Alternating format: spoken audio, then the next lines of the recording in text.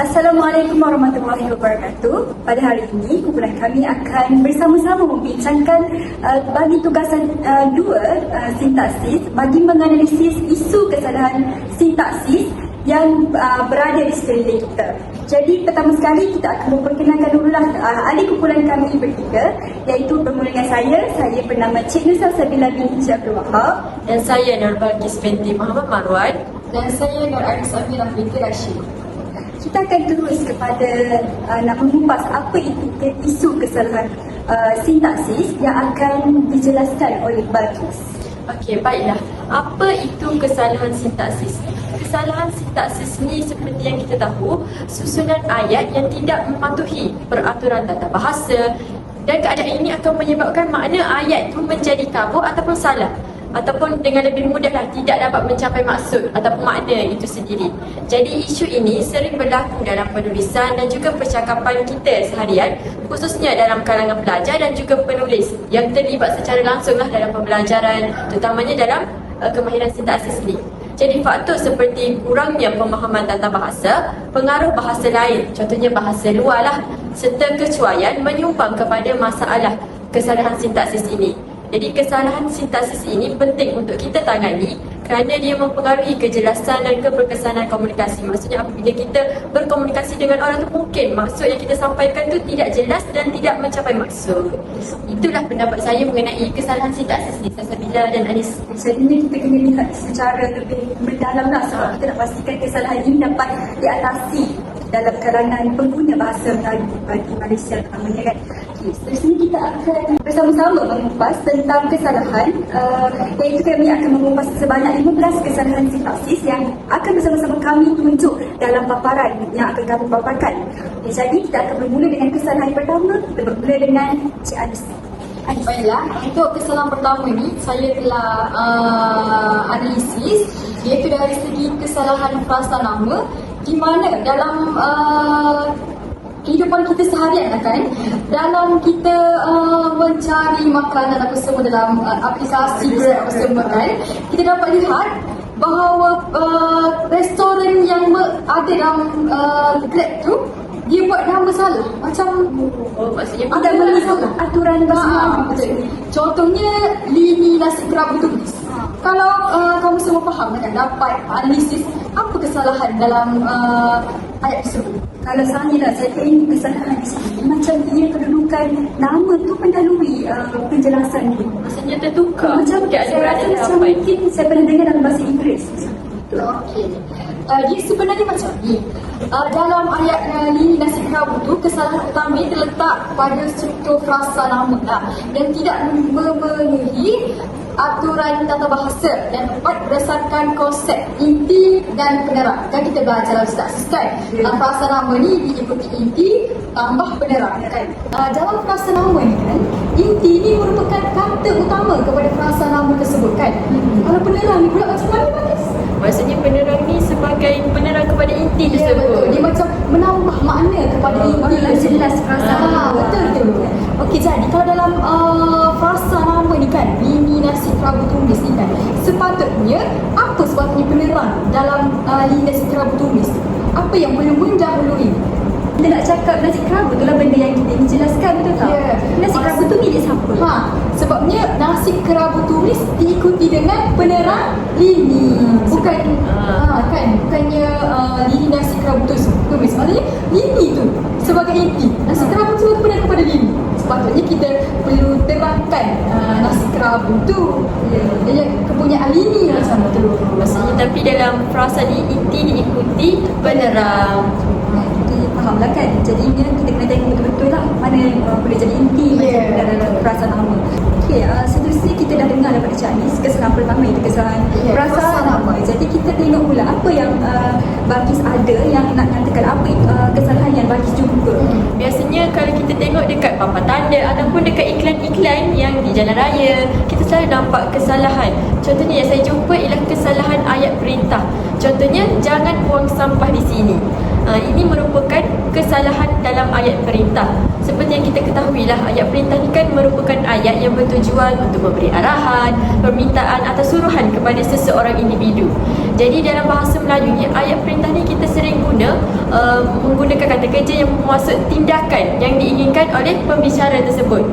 Namun penting untuk memahami bahawa penggunaan imbuhan dalam ayat perintah punya peraturan yang tersendiri dan kita perlulah patuhi supaya ayat itu dapat mencapai maksud lah. Jadi kalau kita cakap pun orang akan faham terus apa yang kita nak sampaikan. Konteks bahasa Melayu pun betul. Jelas. Contoh yang diberikan menunjukkan perbezaan antara dua bentuk ayat perintah, iaitu jangan buang sampah di sini dan yang betulnya sepatutnya kita guna jangan membuang sampah di sini. Dia ada imbuhan kat situ kan. Ayat pertama ni kita anggap salah kerana ia menggugurkan awalan men pada kata kerja iaitu membuang, di mana kita sepatutnya guna perkataan membuang yang terdiri daripada imbuhan. Dan jadi dalam bahasa Melayu yang formal dan betul, ayat perintah ni sepatutnya disertai dengan kata larangan seperti jangan, tetapi perlu mengekalkan imbuhan awalan men pada kata kerja tersebut. Jadi frasa yang betul adalah jangan membuang sampah di sini. Nampak jelas lagi kan. Perkara ni sebenarnya berlaku kerana imbuhan men ni dalam konteks ayat perintah menunjukkan bahawa kata kerja tu dalam bentuk yang aktif. Betul sekali, betul.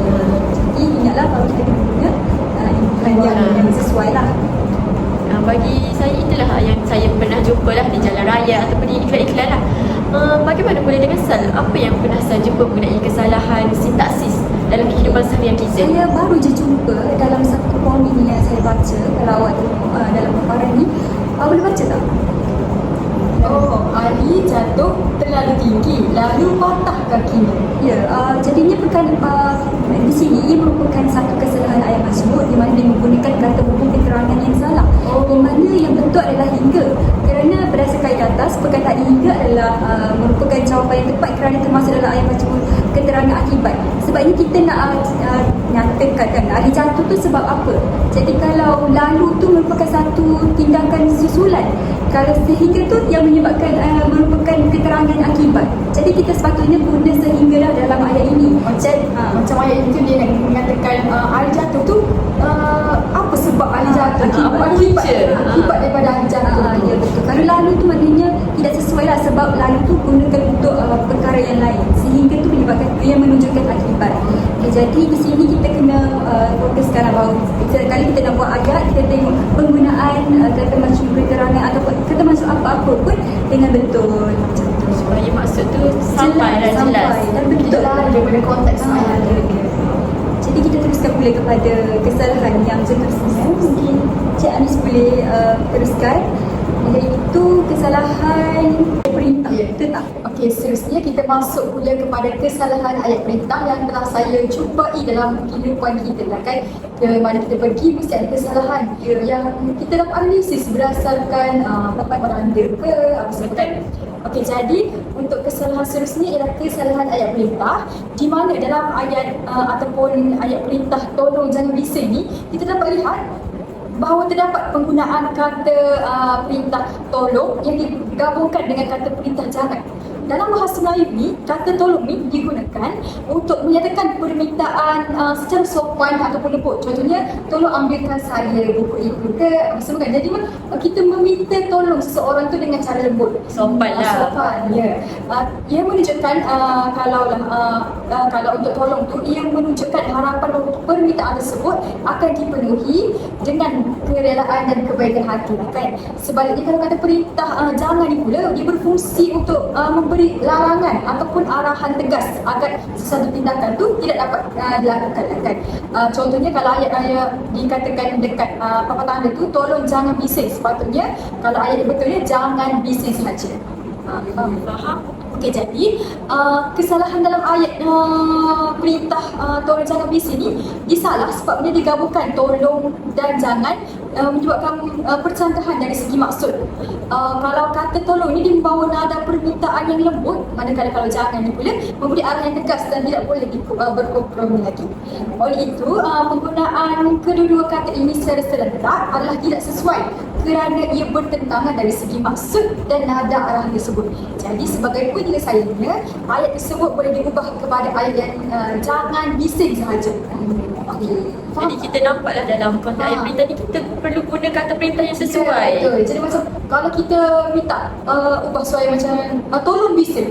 Tolong tak sesuai dengan ayat. Ya betul, Macam orang yang menerima arahan tu pun jadi macam aku nak bising ke tak ni ke? Boleh je bising macam ni. Kalau kita jangan bising, boleh. Okey, orang akan tahu. Jangan bising. Tak boleh bising.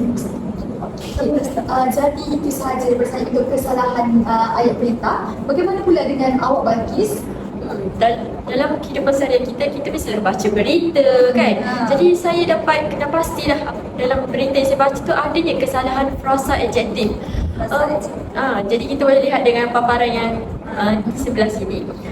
Di mana penggunaan kata adjektif dalam bahasa Melayu ni perlu mengelakkan kelewahan atau pengulangan makna. Di mana kesalahan seperti yang dapat dilihat dalam ayat bajet 2023 yang terbesar sekali dalam sejarah negara.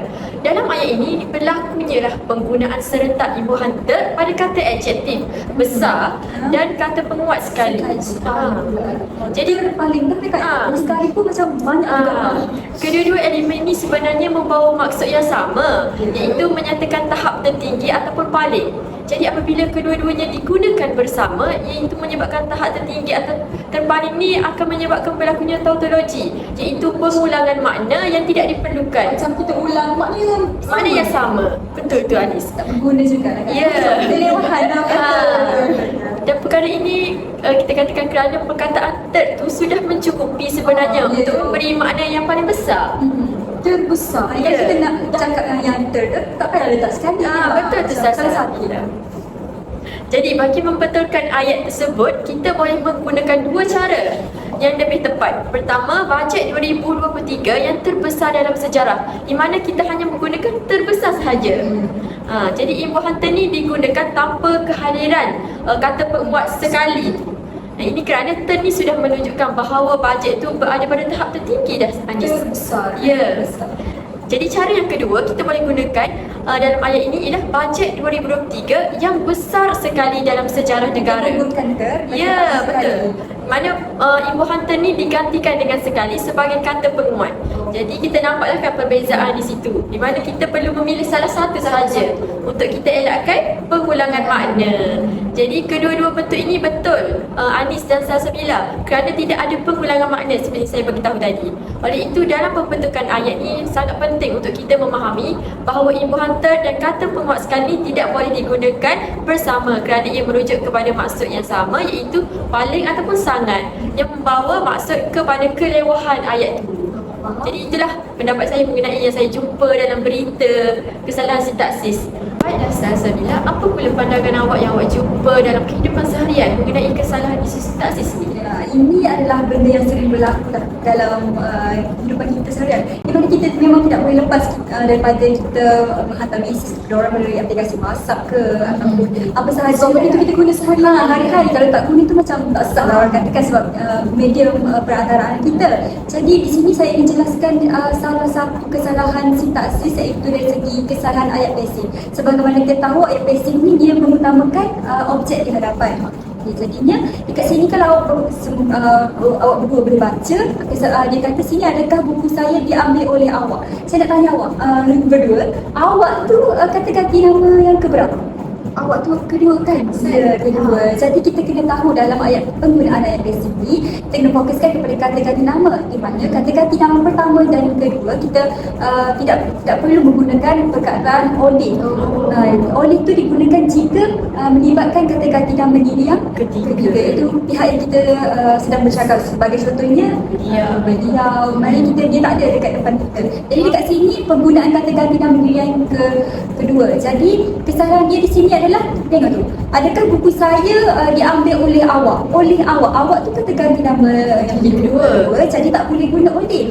Jadi yang betul adalah adakah buku saya awak ambil. Maknanya tak ada penggunaan oleh dan juga perubahan kata kerja, iaitu ambil tu ditambah di perkataan di. Jadi kita hanya letak buku saya awak ambil. Jadi macam itulah kita dah tahulah berbeza kembali kata ganti nama pertama, dua dan tiga. Sebenarnya kita dah bercakap lah tentang dalam aplikasi WhatsApp. Anis jumpa kesalahan yang ketiga tu dekat mana pula? Saya jumpa dalam model buku. Model buku ada saya. Buku untuk pelajar darjah 2. Saya pun terkejut. Saya buka buku bahasa Dalam Melayu ke apa? Ya, buku bahasa Melayu sendiri dalam arahan yang diberikan oleh buku itu lah. Okey. Dalam petikan tersebut, saya dapat analisis berdasarkan kesalahan frasa kerja transitif, di mana arahan yang diberikan ialah murid menulis semula karangan di dalam buku tulis bahasa Melayu. Jadi kita dapat analisis di sini menulis semula karangan. Kalau kita analisis kata kerja menulis tu sebagai kata kerja transitif kan.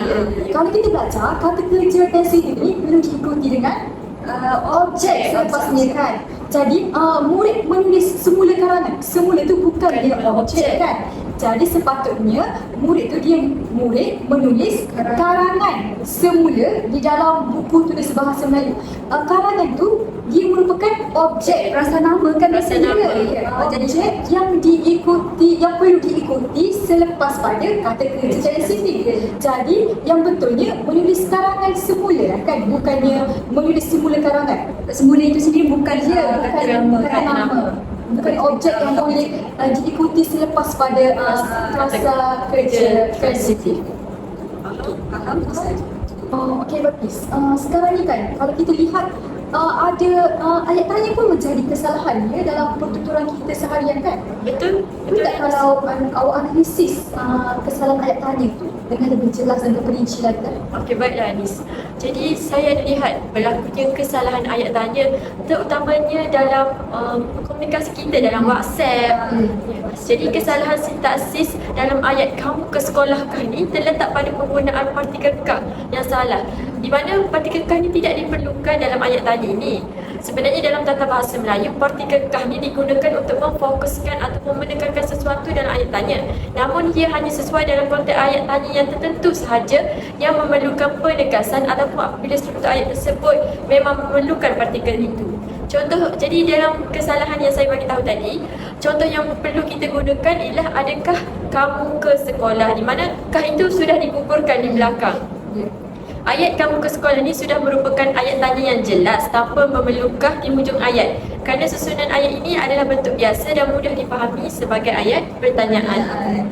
Jadi kita nampaklah penggunaan kah ni sebenarnya perlu mengikut konteks ayat juga.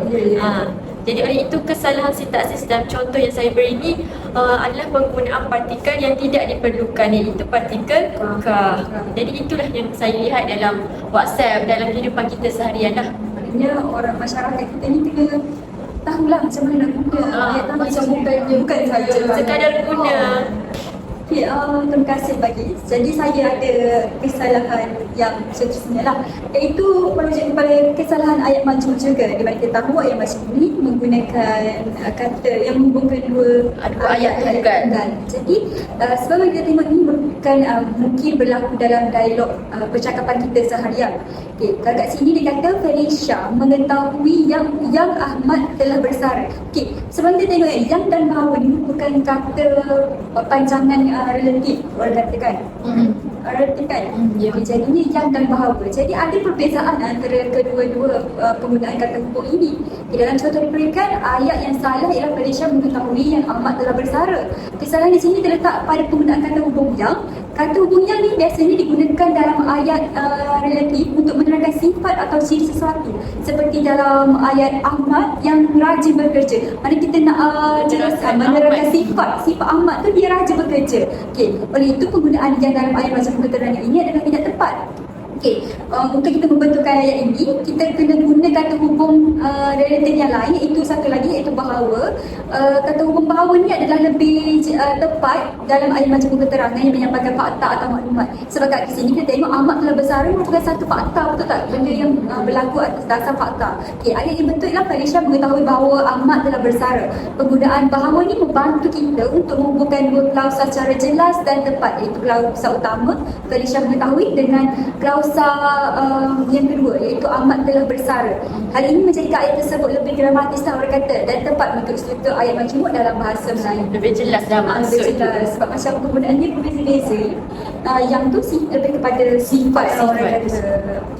Okey, kita dah bincangkan tentang beberapa kesalahan ayat majmuk, ayat perintah. Jadi kita mungkin boleh melihat kepada kesalahan lain pula yang menyebabkan. Mungkin ada ayat perintah lagi ke? Mungkin Saya ada bermain Facebook, aplikasi Facebook tu, tiba-tiba saya ada ternampak satu kesalahan ayat perintah lagi, iaitu dalam ayat dia ditulis sila jemput ke rumah. Sila jemput ke rumah. Dia macam sila jemput lah. Kedua-duanya ayat. Ya, betul. Dia macam kesalahan ayat perintah sila jemput ke rumah ni terletak pada gabungan kata sila dan jemput yang tidak serasi dari segi maksudnya lah. Sebab ni kata sila ni kita gunakan untuk menunjukkan permintaan sopan ataupun memberi kebenaran. Manakala jemput ni boleh bermaksud kita mengundang ataupun menjemput seseorang itu untuk melakukan sesuatu. Okey. Apabila kedua-dua kata sila dan jemput ini digabungkan, ia mencipta kekeliruan kerana sila tu dia memberi maksud permintaan agar seseorang melakukan sesuatu itu sendiri. Manakala kalau jemput ni dia menunjukkan tindakan menjemput orang lain. Maksudnya ada percakapan maksud.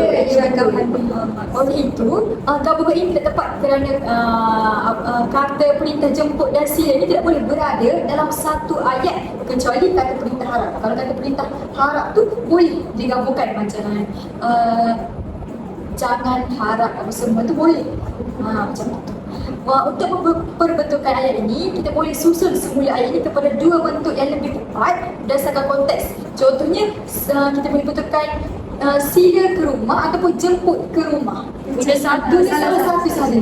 Maknanya tidak boleh gabungkan ayat perintah tu dalam satu ayat. Okey, betul tak maksud saya Cik? Kalau sila dengan jemput ni maksudnya berbeza-beza sedikit kan? Sila ke rumah, jemput ke rumah. Sila tu macam dia Kita mempersilakan. Kalau jemput ni mengundang. Ya, betul. Jadi kesalahan ini berpunca daripada penggunaan dua kata yang bermaksud berlainan dalam konteks yang sama, dan untuk menyelaraskan maksud hanya satu perlu digunakan, sama ada kita guna kata perintah sila ataupun kata perintah jemput. Faham? Kita bergeraklah kita ada beberapa lagi kesalahan. Perbincangan kita akan diteruskan lagi. Kita berehat dulu selama 3 minit ya.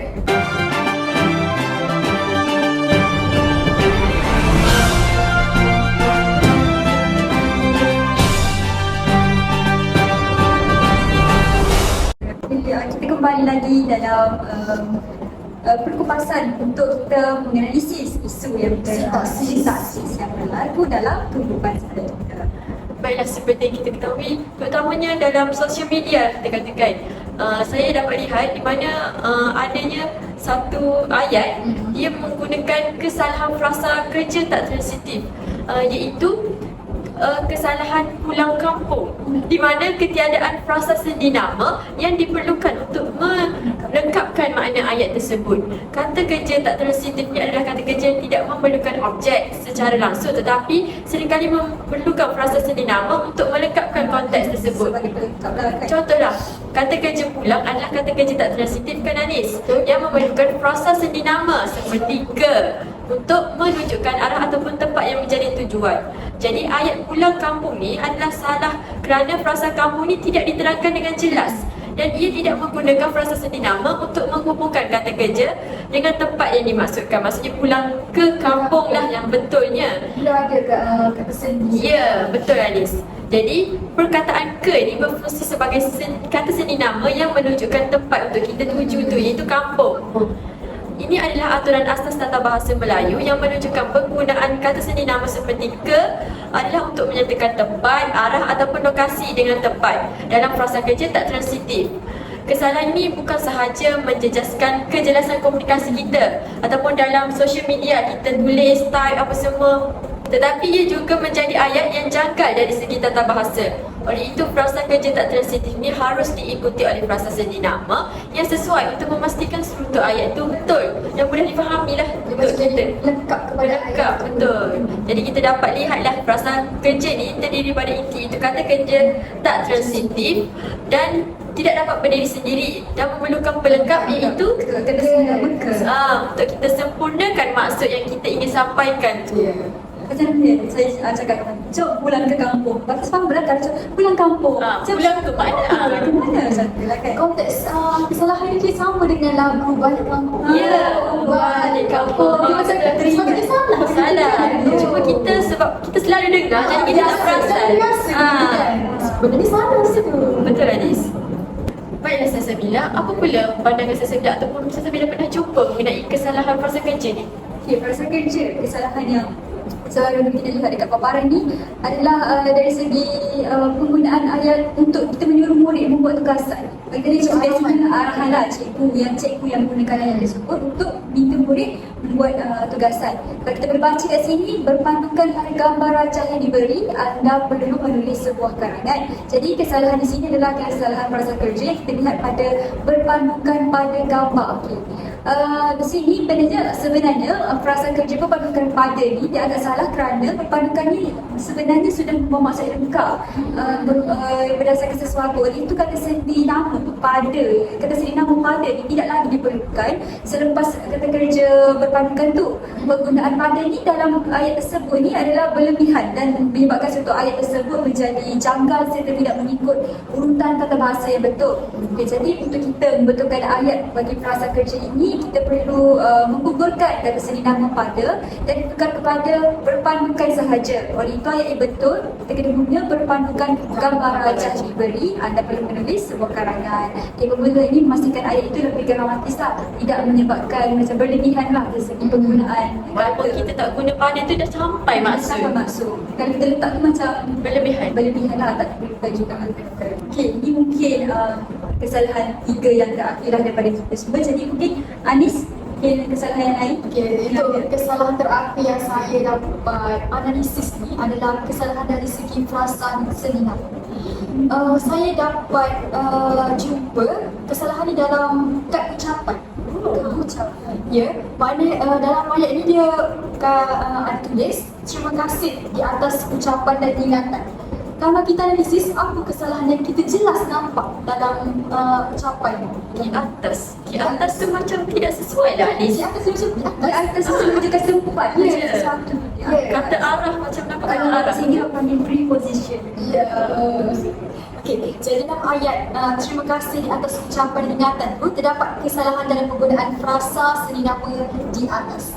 Frasa ini tidak sesuai digunakan dalam konteks ayat tersebut kerana kata seni nama di atas ni lazimnya digunakan untuk menunjukkan kedudukan lokasi sesuatu objek ataupun ruang di sebelah atas. Maksudnya contohnya di atas meja ke ataupun di atas bukit ke, benda tu objek tersebut berada pada kedudukan di atas kan. Okey, namun dalam ayat yang merujuk kepada sesuatu yang bersifat abstrak seperti ucapan dan ingatan ni, seni nama di atas tu perlu ditekankan kepada atas sahaja. Dengan lebih tepat ni kita gugurkan kata seni nama di tu. Okay. Jadi dalam atas ni dalam konteks ini berfungsi untuk menunjukkan sebab ataupun penghargaan, bukannya kedudukan fizikal objek tersebut. Okay. Contohnya kita menggunakan atas ni merujuk kepada penghargaan dalam ayat seperti terima kasih atas bantuan anda ataupun syukur atas kejayaan ini. Maksudnya secara abstrak. Maksudnya kalau tidak melibatkan ruang atau tempat dihidupkan tu. Jadi tak perlu menggunakan di atas. Di atas Cuma di atas. Jadi secara keseluruhannya kesalahan ini menimbulkan kekeliruan dalam penggunaan seni nama yang berkaitan dengan kedudukan fizikal dan penghargaan abstrak. Jadi kesalahan dalam penggunaan frasa seni nama seperti di atas ni boleh menjejaskan kejelasan maksud ayat tersebut. Kan? Jadi Menimbulkan kekeliruan. Betul. Jadi itu saja. Kita teruskan pula dengan mungkin kesalahan terakhir Balkis tu. Baiklah, seperti yang kita dapat lihat di sekeliling ataupun di mana-mana untuk kita tempah sesuatu benda ataupun tempat perkhidmatan, kita dapat lihatlah adanya kesalahan frasa nama. Kesalahan dalam frasa nama seperti mini studio ni, ia berpunca daripada pelanggaran aturan hukum DM, iaitu diterangkan dan juga menerangkan. Dalam tata bahasa Melayu ni, susunan yang betul untuk frasa nama haruslah meletakkan unsur yang diterangkan di hadapan, barulah diikuti oleh unsur yang menerangkan. Ini bermakna objek yang hendak diterangkan itu harus dinyatakan terlebih dahulu sebelum ciri-ciri ataupun keterangan tentangnya, iaitu M tu menerangkan ditambahkan tu lah. Jadi contoh kesalahannya ialah mini studio. Salah kerana kata studio ini sepatutnya muncul terlebih dahulu, barulah kita ikuti dengan oleh kata nama tu mini, yang menerangkan sifat ataupun keadaan studio tu. Jadi bentuk yang betul ialah studio mini, di mana studio ini sebagai perkara yang diterangkan, dan barulah perkataan mini. Jadi kesalahan ini berlaku kerana terdapat kekeliruan dalam penggunaan susunan kata yang betul. Dalam bahasa Melayu ni berbeza dengan bahasa Inggeris yang meletakkan keterangan sebelum yang diterangkan. Macam tak saya beli?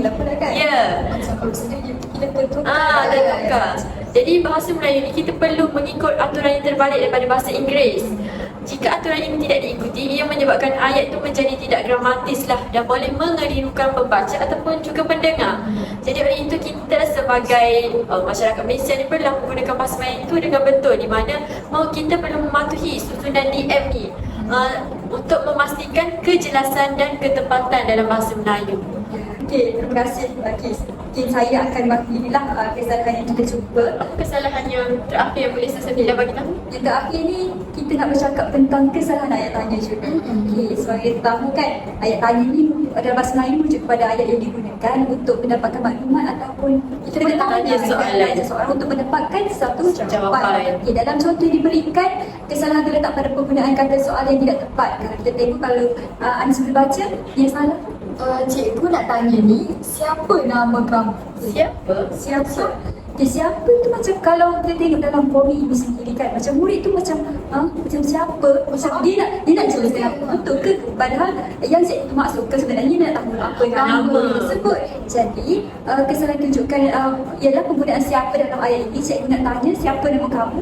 Kata soal siapa ni digunakan untuk bertanyakan tentang identiti seorang atau subjek yang melibatkan individu, bukan untuk bertanya tentang nama. Oleh itu penggunaan siapa ni dalam konteks ini tidak sesuai lah sama sekali. Sebab cikgu tu nak tahu apa? Nak tahu nama dia, nama murid dia, individu. Bukan dia siapa? Siapa dia? Macam kalau kita tanya siapa dia, maksud dia seorang pengawal sama kan? Kalau tu anggaran jawapan dia. Kalau apa, kalau nak kita tanya nama, kita kena guna perkataan apa. Jadi pembetulannya adalah kena guna apa. Seperti dalam ayat, cikgu nak tanya ini, apa nama kamu? Barulah murid tu boleh jawab, nama saya Ali ke? Macam tu. Okay, saya rasa itu sahajalah untuk analisis isu kesalahan sintaksis. Berbagai kita tengok banyak sangat kan, melibatkan bahasa, melibatkan hukum DM, melibatkan ayat tanya, perintah dan sebagainya. Dan jadi benda ni kita tengok kalau kita tak masyarakat Melayu sendiri tidak tahu untuk membaiki benda tersebut, maknanya kita akan terusah. Kita guna sampai kita macam dalam lagu tadi. Jadi sebagai penutupnya lah, kesalahan sintaksis ni dalam bahasa Melayu ni dia merujuk kepada kesilapan. Orang kata kesilapan dalam susunan kata yang menjelaskan suatu ayat yang betul. Boleh berlaku disebabkan oleh urutan subjek, predikat ataupun objek itu diabaikan, tidak mengikut susunan yang betul.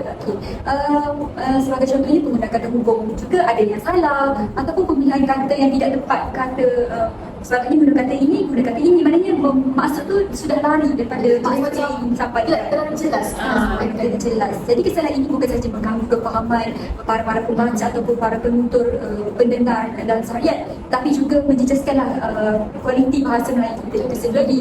Iaitu penguasaan tata bahasa ini dalam sintaksis ini amat penting untuk kita terus baiki atau terus tegur mana yang buat salah, kita terus tambah baik supaya kesalahan ini tidak Berterusan. Jadi itu sajalah mungkin dari kita ini kesalahan yang kita kami analisis. Semoga kita semua dapat mempanteras Kesalahan isu sintaksis. Sekian, terima kasih daripada kami.